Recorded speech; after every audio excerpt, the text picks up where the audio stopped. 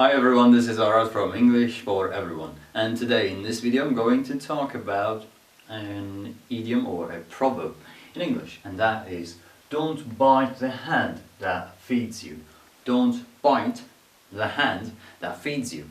Well, this is easy to work out, I think. I think if you tell this to someone that has never heard it, the person would understand that, would understand what it is going to be about, what is it talking about, I think.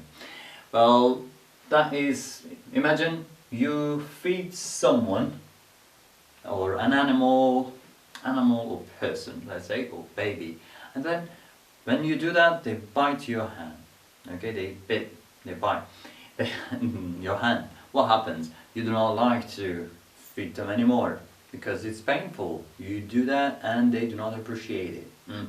So it is to advise people to appreciate what others are doing for them, to not to turn against people who has supported us or are supporting us. Okay, so when we want to tell someone to appreciate what others are doing for them,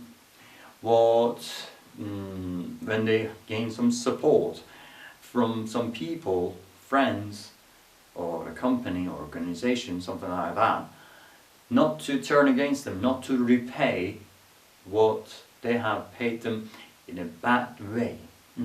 Not to be rude, not to be impolite, or not to be just against them, just to support them because they are supporting them. You might know some people that have a dream, and then someone or a group of people support them to get that, to make that, to live that dream, to have that dream, and then after a while they forget the support.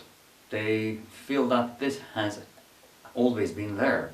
They have had it since they were born, and they turn against the people that supported them. Okay, in these cases we tell those people not to bite the hand that has fed them. Okay, so this is used in these areas, and as you can see, this is the verb. Okay, so this can take form of the tense, okay, depending on the tense of the sentence, and also the form of the sentence. If you want to make a kind of continuous sentence, we change this to biting and other stuff, the other grammatical stuff that you already know, I think, because if you have watched other videos prior to this one, you should know what the difference between these things, these words are in these examples. Let's go through the examples then. So I forgot the company when I was writing this, sorry about this. It says, the first example is, leaving the company after they've spent 3 years training you up is a bit like biting the hand that feeds you. So it is a simile. It's the word like over here is trying to make these two similar. It brings this to the attention of the person who is going to leave the company. So we're showing that what you're doing is like this, is like beating the hand that feeds you. Okay, so a person wants to leave the company after 3 years. They have trained him for a period of time, for 3 years. Now he knows he is what they have made of him, and now he is not supporting them back. He's not paying them back. He's not helping them back and wants to leave them. Okay, in these cases we use this. You might have something like this in your language, similar thing. I don't know what that is in your language. You might be able to comment it below this and below this video, and I'll learn from you. So this is it, and now let's look at the other one. It says, don't bite the hand that feeds you. You might need that hand one day. I took this from a dictionary. This is a clever use of hand again over here. Hand over there and over here. It says don't bite the hand that feeds you. It's a kind of let's say idiomatic, or let's say kind of idiomatic. So in this case, this is not real hand, okay? We are not talking about the literal meaning. We are not talking about this.